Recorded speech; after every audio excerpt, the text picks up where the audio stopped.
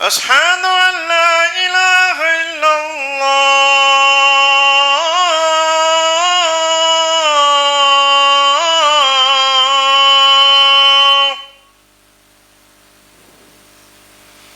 أشهد أن محمدا رسول الله.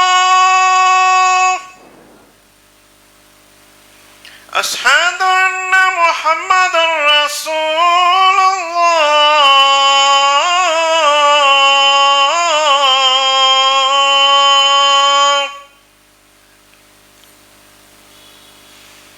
حي على الصلاة.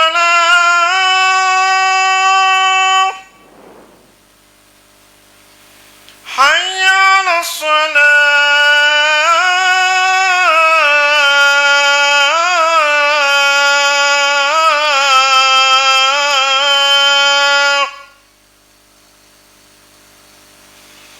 حي على الفلاح.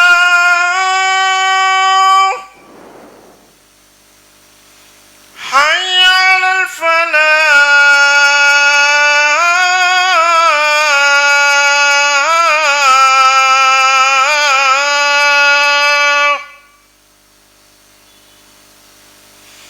الله أكبر الله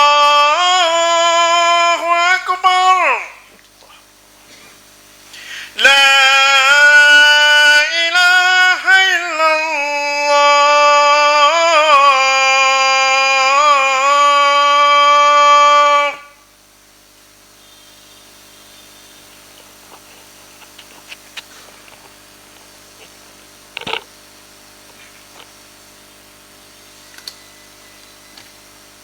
السلام عليكم ورحمة الله وبركاته. الحمد لله نحمده ونستعينه ونستغفره ونعوذ بالله من شرور أنفسنا ومن سيئات أعمالنا. من يهده الله فلا مضل له ومن يضلله فلا هادي له. وأشهد أن لا إله إلا الله وحده لا شريك له وأشهد أن محمدا عبده ورسوله أما بعد. கண்ணியத்திற்குரிய எல்லாம் வல்ல அல்லாஹு ஜல்ல ஷானஹு தாலாவின் நல்லடியார்களே, கடந்த சில வாரங்களாக நம்முடைய வாழ்க்கையில் கடைப்பிடிக்க வேண்டிய நல்லொழுக்கங்களையும் நற்பண்புகளையும் நம்ம பார்த்து வருகிறோம். அதில் சென்ற வாரம் நம்முடைய நிலை எவ்வளோ உயர்ந்தாலும், நம்முடைய அந்தஸ்து எவ்வளோ அதிகமாக ஆனாலும், மக்களோடு பழகும் பொழுது நமக்கு அகந்தை வரக்கூடாது. நபிகள் நாயகம் ஸல்லல்லாஹு அலைஹி வஸல்லம் அவர்கள் சர்வசாதாரணமாகத்தான் எல்லா மக்களிடம் பழகினார்கள். அகந்தை கொள்வதாக இருந்தால் அவர்களுக்கு இருக்கிற தகுதி உலகத்தில் யாருக்குமே இல்லை. வசதி படைத்தவர்களாக இருந்தார்கள், ஆட்சி தலைவராக அதிபராக இருந்தார்கள், அல்லாஹ்வுடைய தூதராக இருந்தார்கள். இவ்வளவு தகுதியும் இருந்து கூட மக்கள்கிட்ட எப்படி பழகினார்கள் என்பதை நம்ம வாழ்க்கையில் கடைப்பிடிக்கணும் என்பதற்கு சில செய்திகளை பார்த்தோம். அதே தலைப்பில் உள்ள ஒரு செய்தியை நபிகள் நாயகம் ஸல்லல்லாஹு அலைஹி வஸல்லமுடைய அந்த வரலாற்று நூல்கள் ஹதீஸுகளில் காண்கிறோம். நபி ஸல்லல்லாஹு அலைஹி வஸல்லமுடைய தோழர்களில் ஜாபிர் பின் அப்துல்லா என்று ஒரு தோழர். அவர் ஒரு இளைஞர். அவருடைய தகப்பனார் அப்துல்லா பத்ர் போரில் ஷஹீதாகிவிட்டார். அப்போ இந்த ஜாபிருங்கிற அந்த இளைஞர் தான் அவருடைய பிள்ளைகள் சகோதரிகள்லாம் பொறுப்பேற்று கவனித்து கொண்டிருக்கிறார். ஒரு சாதாரண ஒரு இளைஞர், அவ்வளவுதான். ஒரு பிரயாணத்தில் நபிகள் நாயகம் ஸல்லல்லாஹு அலைஹி வஸல்லம் அவங்களோடு போய் யுத்தமாக இருக்கலாம், வேறு ஏதாவது ஒரு காரணமாக இருக்கலாம், போருக்கு இதுக்கு போய் கொண்டிருக்கிறார்கள். அந்த பயணத்தில் ஜாபிருங்கிற அந்த இளைஞரும் இருக்கிறார், ஜாபிருங்கிற சஹாபியும் இருக்கிறார். அவர் ஏறி சொல்லுகிற அந்த ஒட்டகம் ரொம்ப சண்டித்தனம் பண்ணுகிறது. எல்லாரும் போகிறாங்க, இவருடைய ஒட்டகம் வந்து வேகமாக போக மாட்டேங்குது. இவரை எல்லாரும் முந்திட்டாங்க. இவர் ஒட்டகத்தை அடிக்கிறாரு, என்னமோ செய்கிறாரு, அவர் நகர மாட்டேங்குது. அப்போ நபிகள் நாயகம் ஸல்லல்லாஹு அலைஹி வஸல்லம் அவர்கள் அப்போ முன்னாடி போயிட்டுருக்கிறாங்க. முன்னாடி போகும் பொழுது கூட பின்னாடி என்னன்னு பார்த்து கொண்டே போவார்கள். அப்போ எல்லாரும் வந்து கொண்டிருக்கிறார்கள், ஒரே ஒரு இளைஞர் மாத்திரம் அங்கே நின்று கொண்டு தடுமாறி கொண்டிருக்கிறாருன்னு சொல்லி அப்படியே திருப்பி அவரை நோக்கி போகிறாங்க. ஒரு சஹாபிகிட்ட சொல்லி கூட அது என்னென்னு பாருங்கள், அவருக்கு ஏதாவது உதவி செய்யுங்க, எதனால் அவர் வந்து நிற்கிறார் என்று கேட்டிருக்கலாம். ஆனால் நபிகள் நாயகம் ஸல்லல்லாஹு அலைஹி வஸல்லம் அவர்கள் தனக்கே செய்ய முடியும்னா போயிடுவாங்க.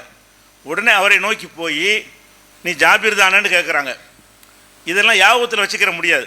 அந்த பெரிய சமுதாயத்தில் இவர் பெரிய ஆரம்பகால தியாகிலாம் கிடையாது. இவர் தகப்பனார் ஒரு தியாகி, இறந்து விட்டார். இவர் அவ்வளோ பெரிய பிரபல்யமானவரை பார்த்தவனை அடையாளம் காணக்கூடியவர் இல்லை. இருந்தாலும் ஒரு ஏற்கனவே பார்த்த ஒரு அடையாளத்தை வைத்துக்கொண்டு நீ ஜாபிராப்பான்னு கேட்குறாங்க. ஆமாம், என்ன விஷயம்? இந்த ஒட்டகம் சண்டித்தனம் பண்ணுகிறது, போக மாட்டேங்குது.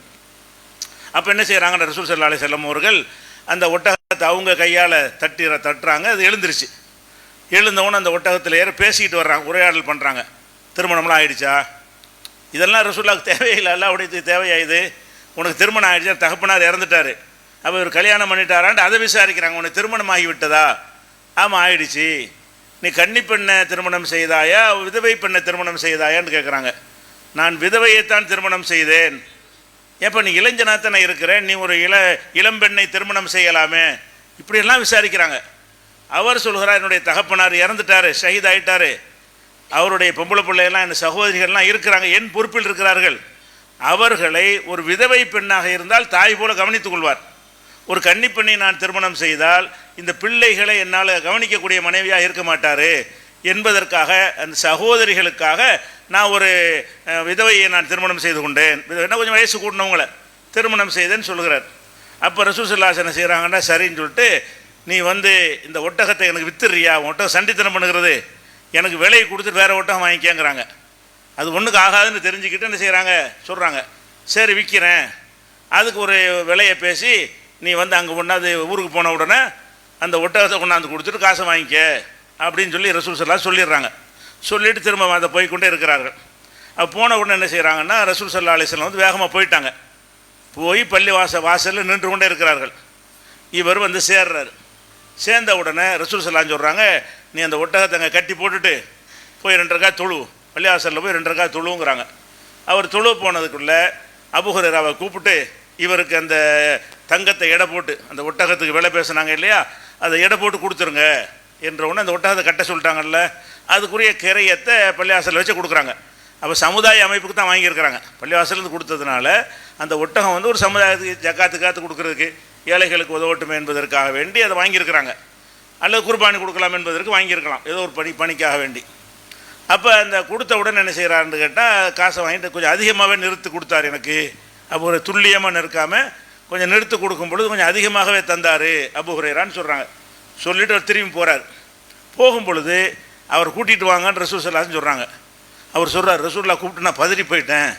ஏன்னு கேட்டால் அந்த சண்டி ஒட்டகம் வேணாம் என்று திருப்பி தந்துடுவாங்க போல இருக்கு, திருப்பி தந்தால் எனக்கு பெரிய நஷ்டமாயிருமே என்று சொல்லி அவர் பதறிக்கிட்டே வர்றார், பயந்து கொண்டே வர்றார். அப்போ ரசூல் ஸல்லல்லாஹு அலைஹி செய்கிறாங்கன்னு கேட்டால், நீ காசையும் வச்சுக்க, ஒட்டகத்தையும் நீயே வச்சுக்க, நீ கொடுத்த காசையும் வச்சுக்க, உன் ஒட்டகத்தை நீயே எடுத்துக்கன்னு சொல்லி ரசூல் ஸல்லல்லாஹு அலைஹி வஸல்லம் கொடுத்தாங்கன்னு வருது. இதில் எவ்வளோ விஷயம் இது புகாரியில் 2097 ஹதீஸில் இருக்கிறது. நீங்கள் முழுமையாக படித்தா அதனுடைய விஷயங்கள், ஒவ்வொரு விஷயமும் ரசூல் ஸல்லல்லாஹு அலைஹி வஸல்லம் எப்படி கவனிக்கிறார்கள் என்பதை அறியலாம். அப்போ அல்லாஹ்வுடைய தூதருங்கிற ஒரு பெரிய உயர்ந்த அந்தஸ்து. வயசு இவங்களுக்கு வயசு கூட. அல்லாஹ்வுடைய தூதர்னால் அவங்க மரணிக்கும் போது 63 வயசுனா ஒரு 60 வயசில் நடந்திருக்குது. அந்த நேரத்தில் 60, 58 வயசில் நடந்த ஒரு சம்பவம். அவ்வளோ வயசான ஒரு பெரிய மனிதராக இருக்கிறாரு. இவர் ஒரு இளைஞராக இருக்கிறாரு. அவ்வளோ பெரிய முக்கியத்துவம் கொடுத்து செய்ய வேண்டிய அளவுக்கு பெரிய ஒரு சமுதாயத்தில் பிரமுகரும் அவர் கிடையாது. அப்போ லேசாக ஒரு அறிமுகம், லேசாக பார்த்து பழகிருப்போம்ல, பார்த்தா எல்லாரும் தெரியும்ல, அந்த மாதிரி ஒரு பழக்கம் தான் இருந்தது. ஆனாலும் அவர் ஒட்டகத்தில் வருவதற்கு தடுமாறுகிறார்னு தெரிஞ்ச உடனே அதை பார்த்து விட்டு ஏன் போகிறாங்க? இந்த சம்பவத்தை நம்ம என்ன கதையை கேட்டு போகிறதுக்கா, எதுக்கு இதை ரசூல் ஸல்லல்லாஹு அலைஹி நடந்து காட்டுறாங்க? இந்த மாதிரி பண்புகளை நீங்கள் கடைப்பிடிக்கணுங்கிறது தான் செய்கிறாங்க. ரசூலுல்லாஹ் அப்படி போனாங்கன்ட்டு புகழ்ந்துட்டு போகிறது கிடையாது. அல்லாஹ்வுடைய ரசூலை அனுப்புனது எதுக்குன்னு கேட்டால், லக்கத் கான லக்கும் ஃபீ ரசூலில்லாஹி உஸ்வத்துன் ஹஸனா, அல்லாஹ்வுடைய தூதர்கிட்ட அழகான முன்மாதிரி உங்களுக்கு இருக்கிற முன்மாதிரி, அதே மாதிரி நம்ம நடக்கணும். ரசூலுல்லாஹ் அனுப்புனது எதுக்குன்னு கேட்டால், அவங்கள ஒவ்வொரு விஷயமாக செய்ய வச்சு சொன்னால் அந்த மக்களுக்கு எடுபடாது. சொல்கிறத ஈஸி செய்ய முடியுமான்னு கேட்பாங்க. தானே செஞ்சு காட்டிவிட்டால், அல்லாஹ்வுடைய ரசூலை இப்படி இருக்கும்போது நம்ம எப்படி கௌரவமாக இருக்கிறது, நம்ம எப்படி மக்களை விட்டு மேம்பட்டவராக நம்ம நினைத்து கொள்வது, நம்மளும் சாதாரணமாக நடப்போமே என்கிற ஒரு எண்ணத்தை இந்த மாதிரி சம்பவங்கள் விதைக்கும் என்பதற்கு தான் அல்லாஹ்வுடைய ரசூலை அதை செஞ்சு காட்டுறாங்க. அப்போ இந்த மாதிரி நம்முடைய வாழ்க்கையில் மேலான நிலையில் உள்ளவர்கள் தங்களுக்கு கீழே உள்ளவர்கள் இப்படி நடக்கிறாங்களா? ஊழியர்கிட்ட இப்படி நடக்கிறாங்களா? ஒரு உயர் அதிகாரி கீழே உள்ள சாதாரண ஒரு குமாஸ்த இடத்துல இப்படி நடப்பாரா? ஒரு பள்ளிக்கூடத்துடைய ஒரு முதல்வராக இருக்கக்கூடியவர் அங்கே உள்ள வாட்ச்மேன் இப்படி நடக்க முடியுமா? சாதாரண சின்ன ஒரு வித்தியாசம் ரெண்டு பேருக்கு மத்தியில். இதுலேயே நடக்க முடியலைன்னு கேட்டால் அல்லாஹ்வுடைய ரசூலுக்கு இவருக்கு என்ன வித்தியாசம்? மலைக்கு மடுவுக்கான வித்தியாசம். அவ்வளோ உயர்ந்த ஒரு தரஜா இருக்கும் பொழுது கூட நபிகள் நாயகம் ஸல்லல்லாஹு அலைஹி வஸல்லம் அவர்கள் மக்களோட மக்களாக இறங்கி சென்ற காட்சியை பார்க்குறோம். அப்போ இதெல்லாம் என்ன செய்யணும், மனசில் நம்ம உருவட்டு கொண்டே இருக்க வேண்டும். நம்ம வாழ்க்கையில் எந்த ஒரு கட்டத்திலையும் காசில் உயர்ந்தாலும் சரி, பதவியில் உயர்ந்தாலும் சரி, புகழில் உயர்ந்தாலும் சரி, அந்தஸ்தில் உயர்ந்தாலும் சரி, அதிகாரத்தில் உயர்ந்தாலும் சரி, அந்த அதிகார இடத்தில் மாத்திரம்தான் அதை காட்ட வேண்டும். மற்ற எல்லா இடங்கள்லையுமே நம்மளை ஒரு சாதாரண மனிதராக நினைத்து கொள்ள வேண்டும், மக்களோடு மக்களாக பழக வேண்டும்ங்கிற பண்பாட்டை நம்ம அதிகப்படுத்தி கொள்ள வேண்டும். இந்த சம்பவத்தில் வழங்குகிறோம். அதே மாதிரி நபிகள் நாயகம் ஸல்லல்லாஹு அலைஹி வஸல்லம் அவங்க எவ்வளோ அடக்கமாகவும் அந்த பெருமைக்கு கடுகளவுக்கு இடமில்லாமல் இருந்தார்கள் என்பதற்கு இன்னொரு சம்பவத்தை நீங்கள் பாருங்கள். அவங்கள்ட்ட ஒரு ஒட்டகம் வச்சுருந்தாங்க. அந்த ஒட்டகத்துக்கு ஒட்டகத்துக்கு பேர் வைப்பாங்க அரபிகள்லாம். நம்ம நாய்க்கெல்லாம் பேர் வச்சு கூப்பிட்றாங்கல்ல, ஆடு மாடுக்கெல்லாம் பேர் வைக்க மாட்டோம் நம்ம. ஆனால் நாய் மாதிரி பிராணிகளுக்கு பேர் வைப்போம். அரபிகள் ஆடு மாடு ஒட்டகத்தெல்லாம் பேர் வைப்பாங்க. நம்ம நாய்க்கு மட்டும் தான் பேர் வச்சு, நாய் பூனைக்கு தான் பேர் வைப்பாங்க. 5 ஆடு வளர்த்திங்கன்னா ஆட்டுக்கு பேர் வைக்க மாட்டீங்க, ஆடு தான் அது.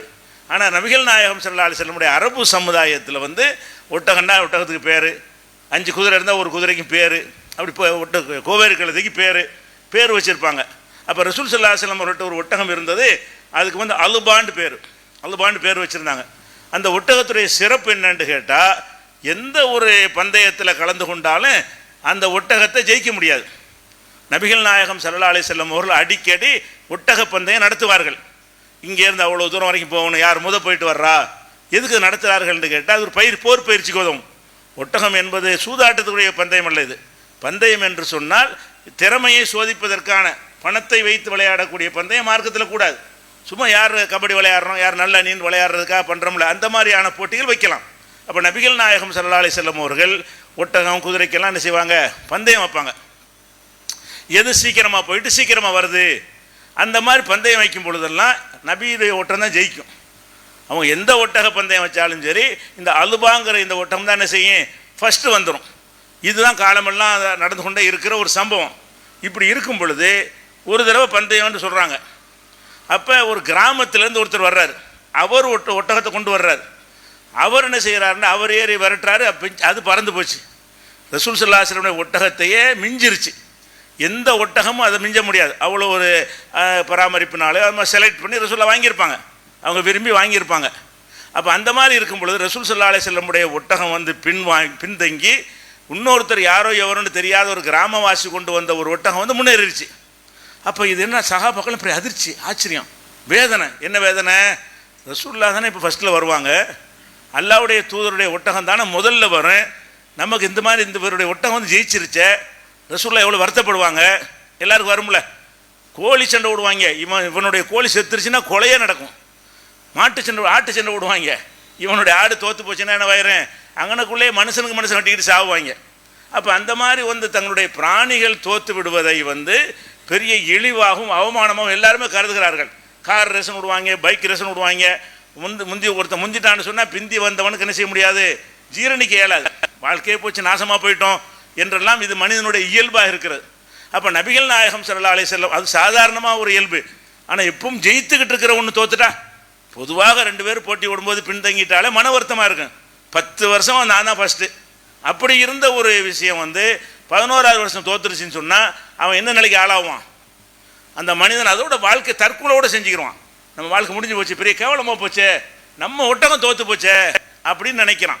இப்போ கூட இவன் கிரிக்கெட் விளையாடுவாங்க, இவனுக்கு எந்த சம்பந்தமே இல்லை, அங்கே 11 பேர் விளையாடுறாங்க, இவன் இவனுக்கு இந்தியான்னு ரசிகனாக இருப்பான்.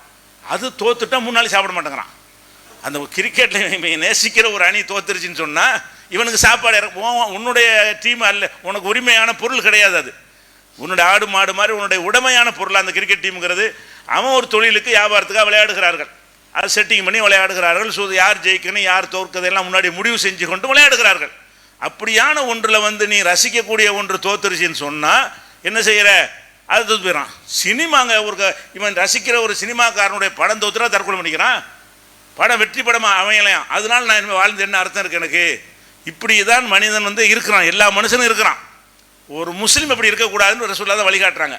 ஒரு முஸ்லீமாக இருந்தால் அப்படி எப்படி செய்கிறாங்க, இந்த தோத்த உடனே சஹாபாக்கெல்லாம் கவலை, ரசூல் ஸல்லல்லாஹு அலைஹி வஸல்லம் கூப்பிட்டு சொல்கிறாங்க, எந்த ஒரு பொருள் மேலே உயர்கிறதோ அது கீழே இறங்காமல் அல்லாஹ் விடமாட்டான்.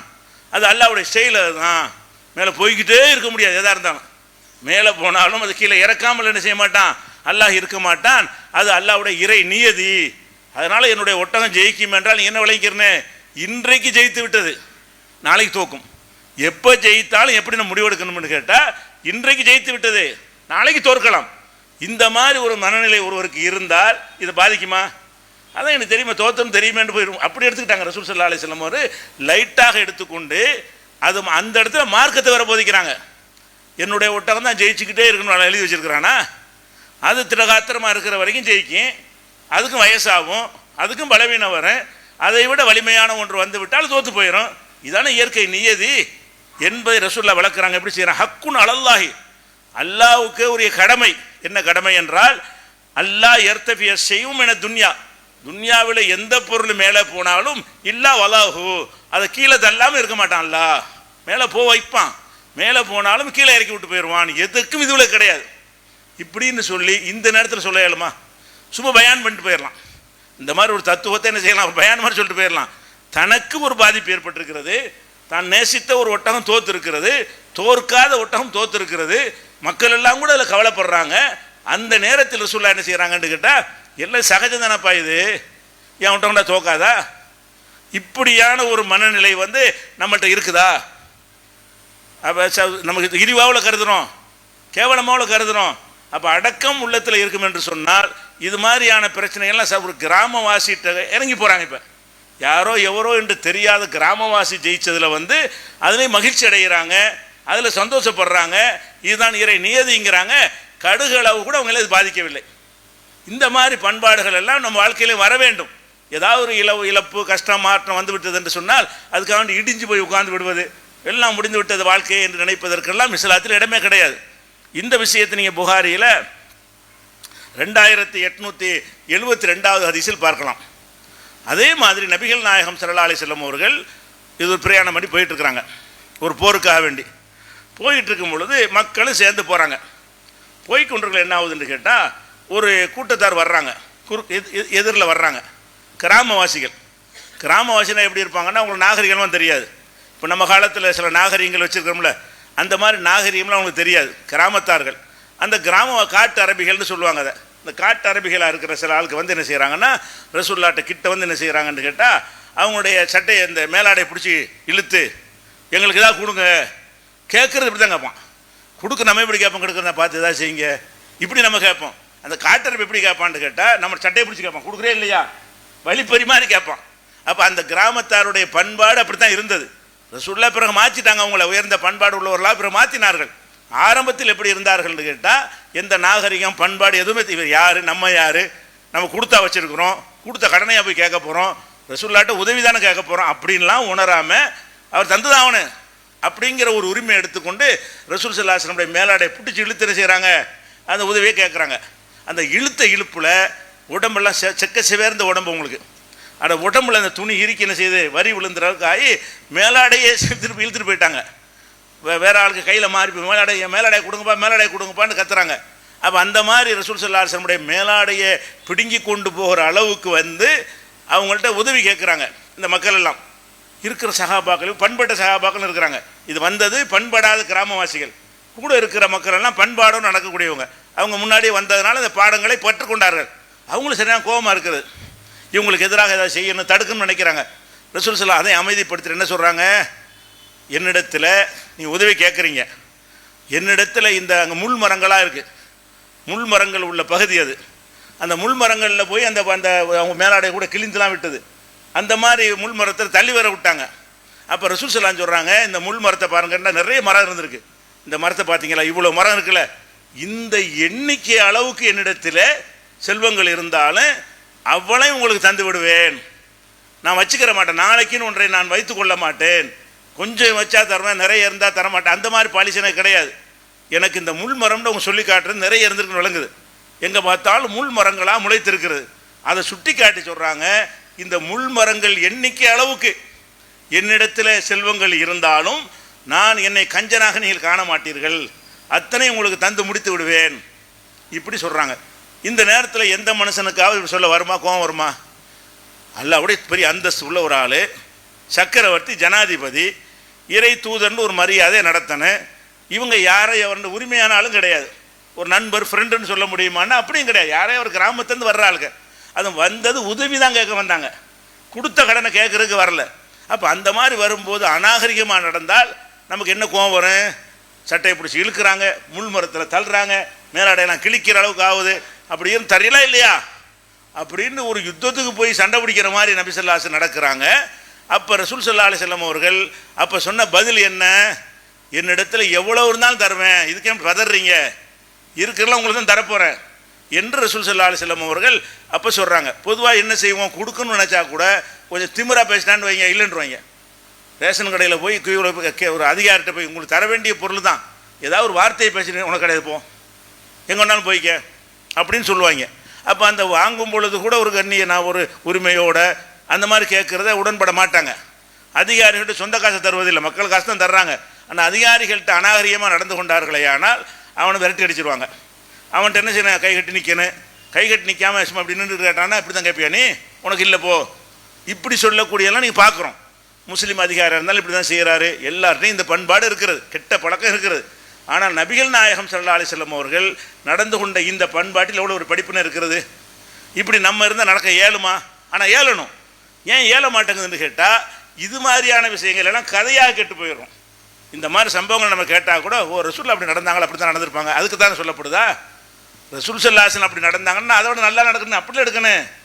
நபிகள் நாயகம் ஸல்லல்லாஹு அலைஹி வஸல்லம் இப்படி நடந்தார்கள் என்று கேட்டால் நான் அதை விட பணிவாக, அதை விட இறங்கி, அதை விட சர்வசாதாரணமாக நடப்பேன்ற முடிவுக்கு தானே வரணும். அப்படி வராத காரணத்தினால் தான் நம்மள்கிட்ட கூட இந்த மாதிரி பண்பாடுகள்லாம் இருக்க மாட்டேங்கிறது. இதையும் நம்ம பார்க்கணும். இது புகாரில் 2821 ஹதீஸில் இருக்கிறது. அப்போ நபிகள் நாயகம் ஸல்லல்லாஹு அலைஹி வஸல்லம் அவர்கள் மக்களோடு மக்களாக இந்த அளவுக்கு இணங்கி இருக்கிற காட்சியை பார்க்கணும்.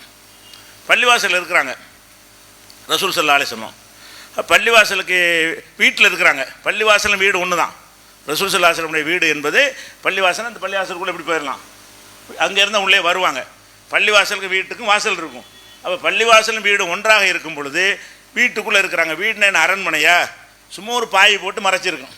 வெளியில் நடக்கிறதெல்லாம் சத்தமெல்லாம் கேட்கும், பேசிக்கொள்வதெல்லாம் விளங்கும். அப்போ பள்ளிவாசலில் வச்சு 2 பேர் சண்டை, வாய் சண்டை. என்ன சண்டை நடக்குது? உபய் இப்னு கஅபுங்கிற ஒரு சஹாபியும் இப்னு அபி ஹத்ரத், கஅபுங்கிற சஹாபியும் இப்னு அபி ஹத்ரத்ங்கிற ஒரு சஹாபியும் சண்டை போட்டுக்கிறாங்க. அதை உள்ளேருந்து கேட்குறாங்க ரசூல் ஸல்லல்லாஹு அலைஹி வஸல்லம். என்ன சண்டைன்னு கேட்டால் கஅபு அவர்கள் கடன் கொடுத்துருக்கிறார். இந்த இப்னு அபி ஹத்ரத் என்பவர் கடன் கொடுக்க திருப்பி கொடுக்காமல் இருக்கிறார். எப்போ தருவ போவ எத்தனை தடவை கேட்குறது, இந்த மாதிரி பேசியிருப்பாங்க. என்ன பேசுனாங்கன்னு வரல. அவர்கள் கடன் கொடுக்கல் வாங்கல் சம்பந்தமாக சண்டை போட்டு கொண்டிருந்தார். வாய் சண்டை, அடிதடி இல்லை, வாய் சண்டை போட்டு கொண்டிருக்கிறார்கள். அவங்க பேசுகிற வார்த்தையெல்லாம் ரசூலுல்லாஹ்வுக்கு விளங்குகிறது. விசாரிக்காமலே தெரிஞ்சிட்டாங்க இவர் கொடுத்துருக்கிறாரு, வாங்கியிருக்கிறாரு, வாங்கினவர் திருப்பி கொடுக்க முடியலை, அதனால் இவர் கோவப்பட்டு கணிச்சிக்கிட்டு இருக்கிறாரு, இவர் அதை சமாதானம் சொல்லிகிட்டு இருக்கிறாரு என்றதை ஊகித்து வழங்கி கொள்கிறார்கள். கேட்டால் விளங்கிக்கணும்ல. உள்ளேருந்து கேட்குறான், உடனே என்ன செய்கிறாங்க, எவனா சண்டை போட்டு உள்ளே உட்காந்துருக்கலாம், அவங்க வரவே தேவையில்லை. இதை கண்டுக்கிறாமல் விட்டுருவோம். நம்மளே என்ன செய்வோம், ஒரு பில்டிங்கில் மேமாட்டில் ஒருத்தர் இருப்பான், கீழே ஒருத்தர் இருப்பான், அங்கே வெட்டு குத்து நடக்கிற மாதிரி சத்தமெல்லாம் கேட்கும். நம்ம வாடு சும்மா இருப்போம், என்னங்க நடக்குது, வெட்டி சித்திரம் என்ன செய்கிறது, அப்படி பதற மாட்டோம். அடுத்த வீட்டில் ஏதாவது நடக்குன்னு வைங்க, நான் போய் தலையிடுவோமா, கேட்போமா? நம்ம வீட்டிலையே இருக்குது, அடுத்த வீட்டிலேருந்து நமக்கு என்ன? அப்போ 2 பேர் ரோட்டில் சண்டை போட்டான்னு வைங்க, பார்த்துக்கிட்டே போயிட்டுருப்போம். சண்டை போட்டோம்னு சொன்னால் ஒரு 2 மனிதர்கள் சண்டையை சண்டை போடலாமா, என்னப்பா விஷயம்னு சொல்லி நம்மளுடைய இறங்கி அதை ஒரு தீர்வு அளிக்கணுமா இல்லையா? அப்படி நம்ம செய்ய மாட்டேங்கிறோம். ஆனால் ரசூலுல்லாஹ் என்ன செய்கிறாங்கன்னு கேட்டால் உடனே வர்றாங்க, வேகமாக வர்றாங்க. அவர் கஅபுட்ட கூப்பிட்டு சொல்கிறாங்க, இந்தப்பா எல்லாம் கேட்டுட்டு தான் இருந்தேன், நீ என்ன செய்யன்னு கேட்டால் இப்படி வாங்கிக்கங்கிறாங்க. பாதியை விரலால் சைகை பண்ணி, நீ கடன் கொடுத்தீல, எவ்வளோ கொடுத்தியோ அதில் பாதி வாங்கிக்க, பாதி விரல் இப்படி காட்டு, விரல் இப்படி காட்டி என்ன செய்கிறாங்க, விரலால் சைகை செய்து இவ்வளோ வாங்கிக்கிறியா அப்படின்னு கேட்குறாங்க. அல்லாஹ்வுடைய தூதர் நீங்கள் சொன்ன அப்படி வாங்கிக்கிறேன் அப்படிங்கிறாரு. ஒன்று அவரை கூப்பிட்டு இந்த பாரு பாதி வாங்கிக்கிறேங்கிறாரு. புதுசாக அந்த கடனை கொடு, முடிச்சிடு, இனிமேல் கடன் கிடையாது என்று ரசூல் ஸல்லல்லாஹு சொல்கிறாங்க. அப்போ இதில் என்ன விஷயமெல்லாம் அடங்கி இருக்குன்னு கேட்டால், ஒரு மனிதர் பொருளாதாரத்தில் கஷ்டப்படுறாருன்னு சொன்னால் அந்த கஷ்டப்பட்டவருக்கு நம்ம உதவணும், கொடுத்து தான் உதவணுன்னு கிடையாது, பரிந்துரைகள் மூலம் உதவலாம். ரசூலுல்லாஹ் ஒன்றுமே கொடுக்கல இந்த சந்தர்ப்பத்தில். ஆனால் நம்ம சொன்னால் இவர் கொடுப்பாரு, நம்ம சொன்னால் இவர் தள்ளுபடி பண்ணுவார் என்று மொத்தமாக தள்ளுபடி பண்ணி நியாயமாகவும் இருக்காது. எல்லாத்தையும் அனலைஸ் பண்ணுறாங்க. இவருக்கு வந்து பாதினா கொடுத்துருவார், முழுசாக கொடுக்க இயலாது. அவரும் வந்து பாதியை தள்ளுபடி பண்ண சொன்னால் பண்ணிடுவார் என்று எல்லாத்தையும் அந்த இடத்துல கணக்கீடு செய்து நீ பாதியை கூட நீ பாதியை வாங்கிக்க, 2 பேர் ஒத்துக்கிறாங்க. அப்போ இதில் கவனிக்கிற விஷயம் என்னன்னு கேட்டால், மக்கள் மீது எவ்வளோ அக்கறை இருக்கணும். எந்த ஒரு பொறுப்பில் இருந்தாலும், எந்த ஒரு தகுதியில் நம்ம இருந்தாலும், நம்ம முன்னாடி ஒரு பிரச்சனை வரும் என்று சொன்னால் யாரோ 2 பேருடைய பிரச்சனை என்று எடுத்துக்கொள்ளணும். இவர் யார்? இவங்களாம் இப்னு அபீ ஹத்ரத்னா யார்? அபூபக்கர் மாதிரி பெரிய ஒரு மதிப்புமிக்க பெரிய மதிப்புள்ள ஒரு பதவியில் உள்ளவர் அவர். காபுண்டா அந்த மாதிரியான ஆட்களா? 2 தோழர்கள், அவ்வளோதான். ஆயிரக்கணக்கான பேரில் 2 பேர், இவ்வளவுதான். இந்த 2 பேர் சண்டை பிடிச்சிட்டு இருக்கும் பொழுது ரசூல் ஸல்லல்லாஹு அலைஹி வஸல்லம் அவர்கள் போய் அதில் தலையிடணும்னு அவசியம். வீட்டுக்குள்ளே கதவு நல்லா சாத்திக்கிட்டு சத்தம் வராமல் நல்லா இழுத்து போட்டுன்னு சொல்லிட்டு நம்ம இருப்போம். ரசூல் ஸல்லல்லாஹு அலைஹி வஸல்லம் அவர்கள் வெளியே வந்து அதை விசாரித்து அதுக்கு தீர்வு சொல்லி மக்களோட மக்களை எப்படி இறங்கி போகிறாங்கன்னு வைங்க, நம்ம தகுதி பார்ப்போம். அப்படி இறங்கி போய் சமாதானம் பண்ணுறதா இருந்தால் கூட நம்ம ரேஞ்சில் உள்ள 2 பேர் சண்டை போட்டால் போய் சமாதானம் பண்ணுவோம். நம்ம கீழே உள்ள 2 பேர் சண்டை போட போக மாட்டோம். நம்ம யார் அவன் யார், அவன்கிட்ட போய் நம்ம சமாதானம் பண்ணுறதா அப்படின்னு நம்ம நினைக்குவோம். ரசூல் ஸல்லல்லாஹு அலைஹி வஸல்லம் அவர்கள் அப்படி பார்த்தாங்களா? அவங்க தரத்தில் உள்ளவர்களுக்கு மத்தியில் உள்ள சண்டையா இது? ரசூலுல்லாவோட ஒப்பிடும்போது இவங்களாம் ஒரு தரமே கிடையாது. அவங்களோட கம்பேர் பண்ணால் அப்படியான நிலையில் உள்ளவர்களுக்கு மத்தியில் சண்டை இருந்தாலும் அதை போய் தீர்க்கணும்னு நினைக்கிறாங்கல்ல. இதுகள்லாம் அடக்கம்ன்றது, இதுதான் அடக்கம்ங்கிறது. நாங்கள் அடக்கமாக தானே இருக்கோம்னு சொன்னால் அதுக்கு பேர் அடக்கம் கிடையாது. அடக்கம்னு சொன்னால் மனிதனாக இறங்கிடணும். உங்களே ஒரு சாதாரண ஒரு மனிதனாக ஆக்கி கொள்ள வேண்டும். அந்த ஒரு விஷயத்தை ரசூலுல்லாஹ் என்ன செய்கிறாங்க, கற்றுக் கொடுக்குறாங்க. இது புகாரில் 457வது ஹதீஸில் நீங்கள் பார்க்கலாம். இன்னும் பல நூல்கள்லாம் இருக்கிறது. இன்னும் சொல்ல போனால் அனஸ் ரலியல்லாஹு சொல்கிறாங்க, முத்தாய்ப்பா ஒரு வார்த்தை, மதீனாவில் உள்ள ரசூலுல்லாஹ்வுடைய அடக்கத்தை நீங்கள் அறிந்து கொள்ள விரும்பினால் மதீனாவில் உள்ள ஒரு அடிமை பெண், பொதுவாக அடிமைகளுக்கு மரியாதை கிடையாது, அடிமை பெண்ணாக இருந்தால் இன்னும் கொஞ்சம் மரியாதை கம்மி. ஒரு அடிமை பெண் வந்து ரசூலுல்லாஹ்வுடைய கையை பிடிச்சி இழுத்துக்கிட்டு போய் அவர்கள் என்ன வேலையும் அவர்கிட்ட வாங்கி கொள்ளலாம். கையை பிடிக்கிறதுக்கு அர்த்தம் கிடையாது, இலக்கியமாக சொல்கிறாங்க. ஒரு அடிமை பெண்ணாக இருக்கிறவர்கள் கூட ரசூலுல்லாஹ்வுடைய கையை பிடித்து கொண்டு எனக்கு சரியா இல்லையா, என் கூட வந்து இந்த வேலையை செஞ்சுட்டு போ அப்படின்னு சொன்னால் ரசூலுல்லாஹ் போய்விடுவார்கள் என்று ரசூலுல்லாஹ்வுடைய பண்பாட்டு நீங்கள் இதில் விளங்கிக்கிறங்கிறார். அப்போ ரசூல் ஸல்லல்லாஹு அலைஹி வஸல்லம் அந்நிய பெண்ணை கையை பிடிச்சாங்கன்னு அர்த்தம் செய்யக்கூடாது. ஒரு இலக்கியமாக சொல்ல முடியல. அந்த ஒரு பெம்பளை கூட கையை பிடிச்சி இழுத்துட்டு போய் என்ன செய்யலாம், அவங்களுடைய வேலையை வாங்கி கொள்ளலாம். எந்த வேலைன்னாலும் செஞ்சு கொடுப்பாங்க. நீங்கள் ரசூல் தானே எனக்கு இந்த வேலையை செஞ்சு கொடுங்க, இந்த கரண்ட் பில்லை கட்டிட்டு வாங்கன்னு சொன்னால் நம்ம செய்வோமா? அந்த மாதிரி உதவும். அந்த மாதிரி சில வேலைகளை ரசூலுல்லாஹ்ட்ட வாங்க நினைத்தால் எந்த ஒரு பெண்ணாக இருந்தாலும் அவங்கள்ட்ட வேலை வாங்கி விடலாம். அது அடிமை பெண் தானேன்னு பார்க்க மாட்டாங்க, உயர்வானவரா தாழ்ந்தவரான்னு பார்க்க மாட்டாங்கங்கிற ஒரு செய்தியை புகாரியில் வந்து 6072வது ஹதீஸில் இருக்கிறது. அப்போ இந்த மாதிரியான ஒரு தன்னடக்கம் நமக்கு வர வேண்டும்.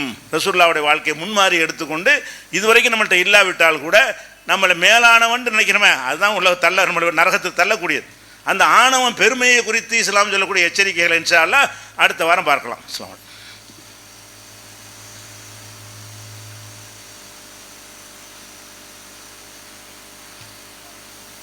அன்பிற்குரிய சகோதரர்களே, கடந்த 10 நாட்களாக இந்த விவசாயிகளுடைய பிரச்சனை கொழுந்து விட்டு இருக்கிறது.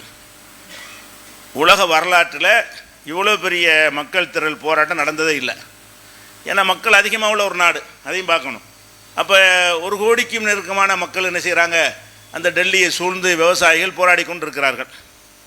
அப்போ அதுக்கு தகுந்த மாதிரி 45-4.5 மாதம் ஆனால் கூட நாங்கள் அதுக்கு தயாரிப்போடு வந்திருக்கிறோம் என்று சொல்லி ரொம்ப பிளான் பண்ணி திட்டமிட்டு அந்த மக்கள் வந்து அந்த குளிரில், அதுவும் சாதாரண குளிர், டெல்லி குளிர் அதிகமாக இருக்கும்.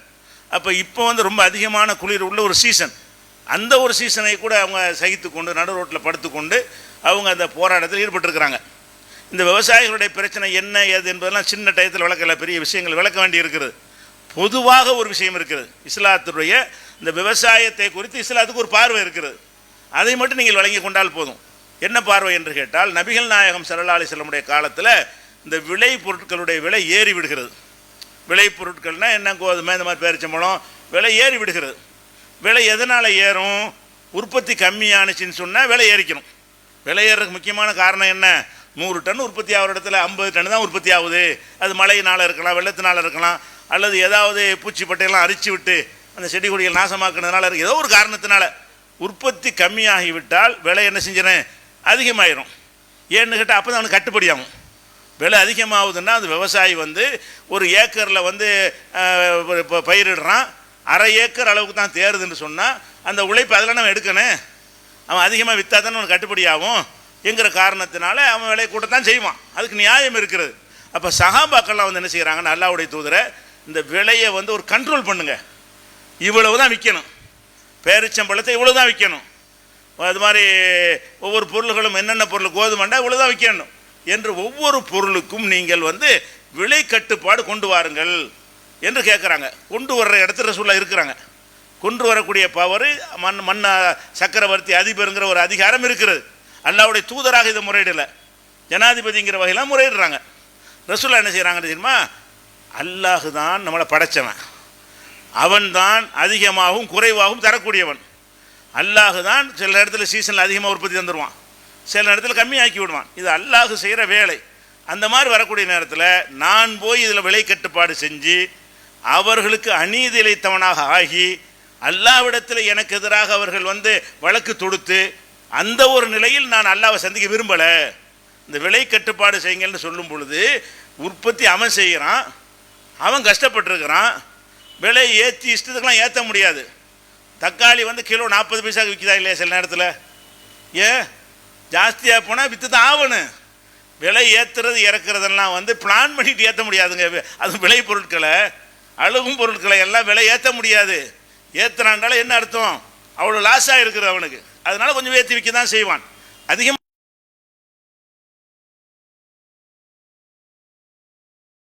அந்த மாதிரி ஒரு விஷயம் இந்த விவசாய பொருள்கள் என்பது.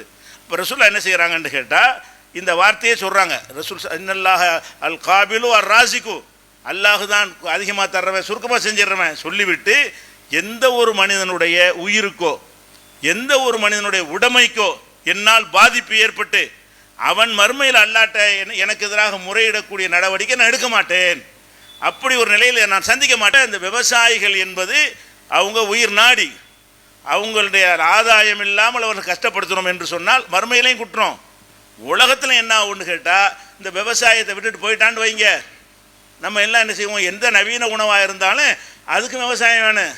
நீங்கள் பிஸ்ஸாண்டு சாப்பிட்றோம், பிஸ்ஸா எதில் செய்கிறது, அதுக்கு கோதுமை வேணும்ல, அதுக்கு வேணும் தானே. சரி, எந்த ஒரு பொருளை நீங்கள் சாப்பிட்டாலும் சரி அதுக்கு வந்து கண்டிப்பாக விவசாயத்தில் உள்ள அரிசி கோதுமை பருப்புகள் வேணும். அது இல்லைன்னா வாழ முடியாது. அவர்கள் ஒவ்வொரு துறையில் உள்ளவரும் பல கோடிகள் சம்பாதிக்கிறார்கள். ஒரு சாதாரண ஒரு பேனா தயாரிக்கிறவன் பல கோடி சம்பாதிக்கிறான். ஒரு செல்ஃபோனு தயாரிக்கிறான்னு சொன்னால் ஒரு ஃபோனுக்கு 500 ரூபா 1000 ரூபா லாபம் வைக்குவான். 2000 3000 அதிக விலை உள்ள ஃபோனாக இருந்தால் ஒரு ஃபோனுக்கு 10,000 ரூபாயெலாம் லாபம் வைப்பான். ஏன்னு கேட்டால் திடீர்னு 70,000 ரூபா ஃபோனுமா, திடீர்னு தள்ளுபடி 50,000 ரூபாம்மா. அப்போ 20 நாள் கூட தானே வச்சுருக்கான். அதனால எதுக்கு தள்ளுபடி பண்ணுறான், அவ்வளோவுக்கு லாபம் அடிக்கிறாங்க. ஒவ்வொரு பொருளையும் ஒரு பிளேடு தயாரித்து அப்படி பண்ணுறான்.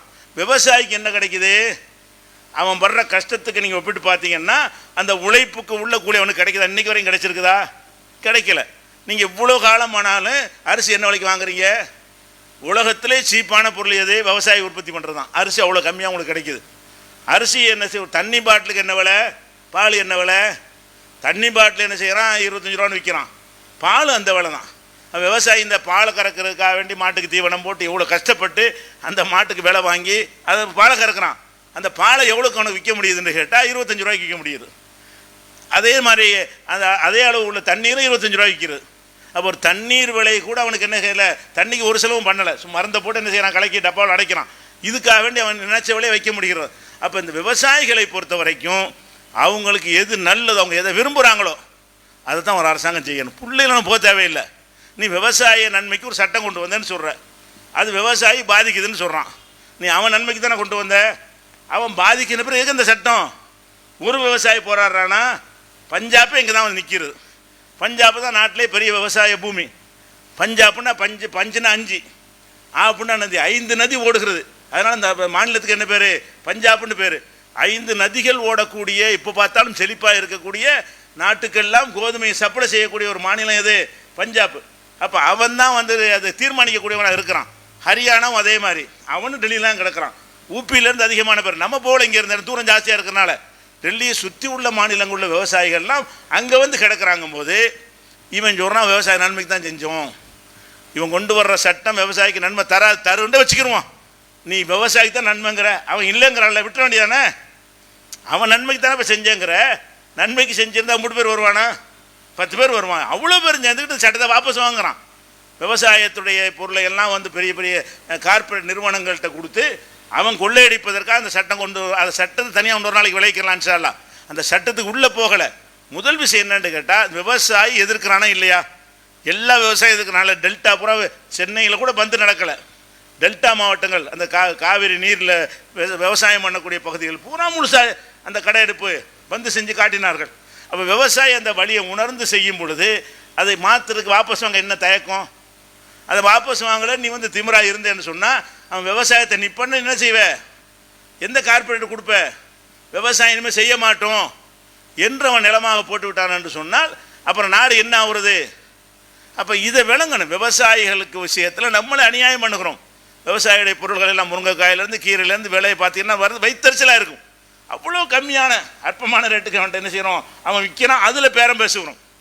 ஒரு முருங்கைக்கட்டை ஒரு 5 ரூபான்னு சொன்னால் 3 ரூபாய்க்கு தெரியான்னு கேட்குறோம். அப்போ உண்மையில் இது வந்து உற்பத்தியாக எத்தனை ஒரு மரத்தில் முருங்கைக்காய் வரும்? 4 முருங்கை மரத்தை வச்சு என்னத்தை வாழ்ந்துட முடியும்? அரண்மனை கட்ட முடியுமா? இன்னமும் கோவணத்தோடு நிற்கிறான். இன்றைக்கி இருக்க விவசாயி இன்னைக்கு கிராமத்தில் பார்த்தீங்கன்னா கோவணம் தான் அவனுக்கிட்ட ஆடை. நல்ல ஒரு ஆடையே கிடையாது. கோவணத்தை கட்டிக்கிட்டு வயலில் இறங்கி கஷ்டப்படுறான். அவனுக்கு கருணை காட்ட முடியாத ஒரு அரசாங்கத்தை நம்ம தேர்ந்தெடுத்து வைத்திருக்கிறோம். அப்போ இந்த விவசாயிகள் பிரச்சனையை பொறுத்த வரைக்கும் அவர்களுக்கு முழு சப்போர்ட்டாக நம்ம இருக்க வேண்டும். எந்த வகையிலெல்லாம் ஆதரவு கொடுக்க முடியுமோ அவர்களுக்கு என்ன செய்யணும்? அவங்க இருந்தால் நம்ம இருக்க முடியும். அவங்க உற்பத்தி செஞ்சால் நம்ம சாப்பிட முடியும். அவங்க ஸ்ட்ரைக் பண்ணிட்டாங்கன்னு சொன்னால் அப்புறம் எல்லாம் இறக்குமதி தான் பண்ணணும்.